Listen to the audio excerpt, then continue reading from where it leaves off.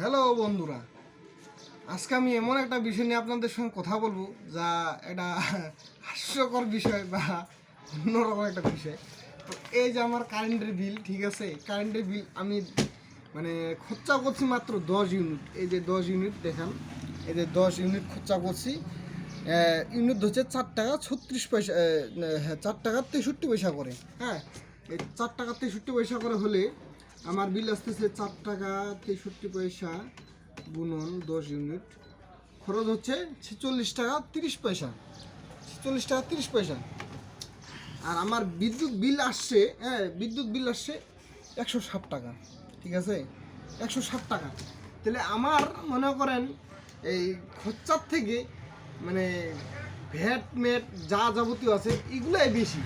তাহলে আমরা কি গরিব মানুষ না আমরা কোটিপতি, কোনটা বুঝলাম না বিষয়টা।